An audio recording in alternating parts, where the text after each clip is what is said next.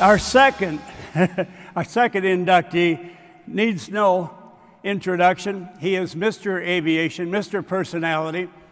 Bud Granley can do anything with any airplane, no matter what it is, whether it's solo, formation, jet, or piston. Also a very qualified air racer for many years at the Reno National Championship air races. He is a bundle of energy and joy. I have never seen Bud Granley on a down day in my life, and it continues today.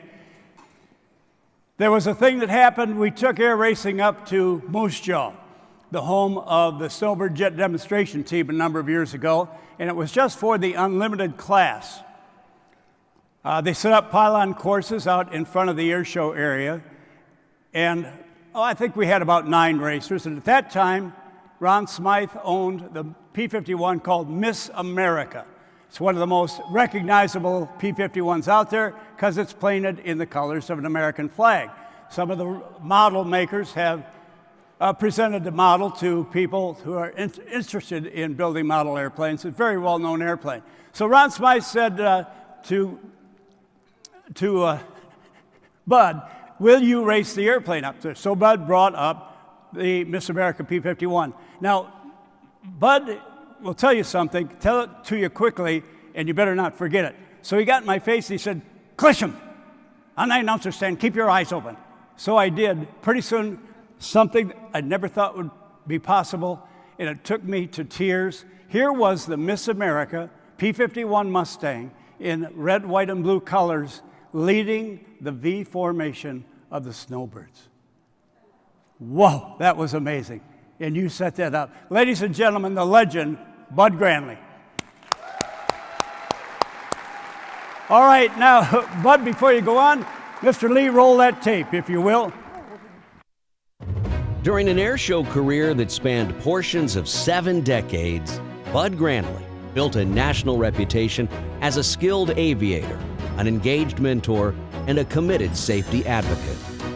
A former Royal Canadian Air Force fighter pilot and longtime airline captain, Granley is renowned for his ability to master anything with wings, from the T-6 Harvard and Fuga Magister to the Yak 50 and 55, the Supermarine Spitfire, the P-51 Mustang, and P-40 Warhawk.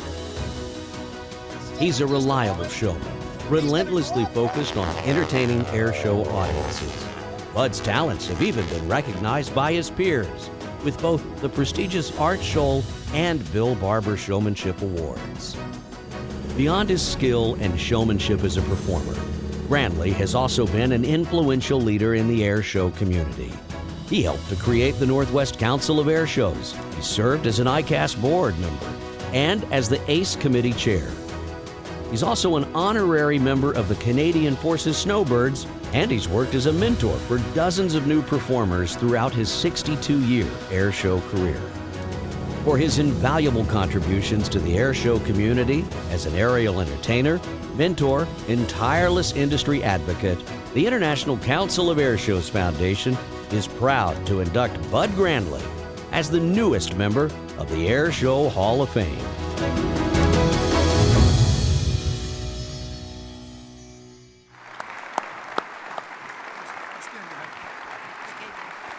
Thank you, everybody. My wife, Carol. Okay, thank you. She's the mother of 6 children. They all didn't want to work, so they've all become aviation people. 2 of them, Ross and Chris, became Snowbirds pilots. I joined the Air Force in 1956. Went to Germany, flying Sabres, and our job was to keep the Russians out of Europe. We had 300 airplanes over there, Canadian airplanes, 4 different bases, 12 squadrons. The Russians never got near us because we were there. We had 50 caliber guns, but we had so many airplanes, it was a deterrent. If we'd had airplanes today or last week or four years ago over there, they would have been a little more careful about invading.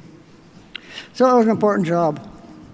And it's an important job for everybody in the military to be ready. We lost lots of people.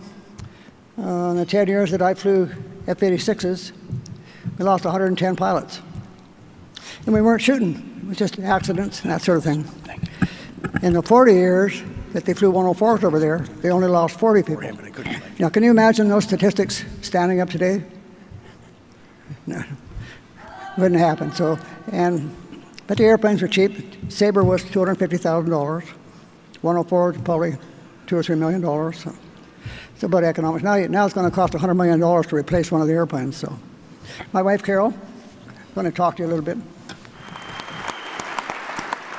I read somewhere on the web that Canada had 151 air training bases during the war. And now you understand why Canadians and Canadian kids enjoy flying.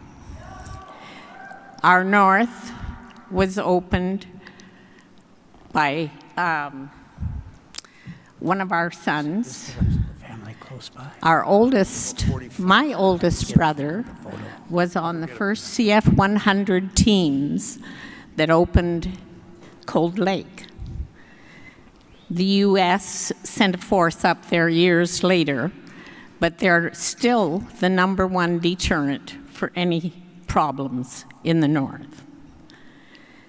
And Roosevelt felt so strongly about the Canadian arms that he talked about them constantly and was very proud to be considered part of our family.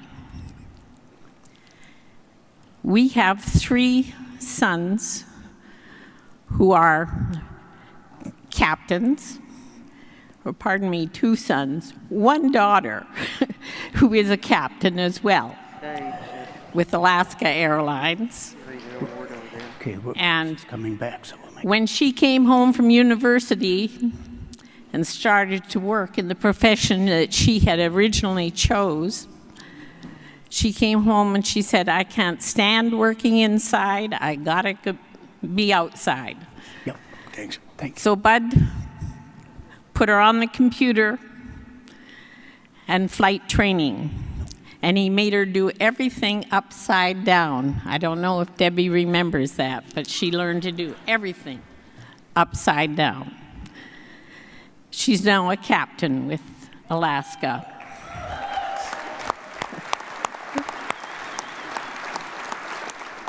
We have 1 son that is a captain with Air Canada because the boys did not want to go through a full university, 4 years of university, and in Canada they were willing to take them with their high school graduation. Chris is 777 chief check pilot out of Toronto.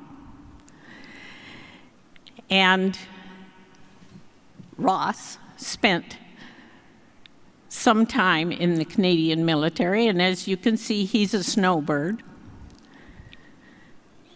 And we have another son, our oldest son. His eyes didn't permit him to fly to join the Air Force at the time, so he went Navy.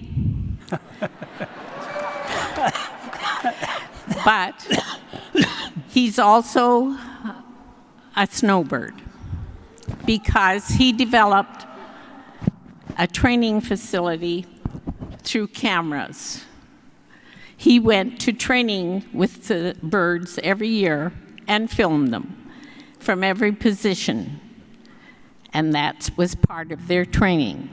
They learned their position very well from his help. This is our captain from Alaska. Sweet. Yeah. All right. Debbie. Okay. Our youngest daughter, Bud put a car seat in our 195, which our very good friend, Tom, Plaque. Bring the plaque. Okay. who was working in Alaska during the summers, brought home a 195. for Bud. And in order to train Stacy, she was a year and a half at that time. He put her training seat in the pilot seat. And then he said, have fun. And she did. So much fun, she got sick. Look who's talking. She's now an air traffic controller. Okay, everybody stay. If you're ever flying through I'll take it. Salt Lake City, Idaho, Northern Zone, you'll be talking to her.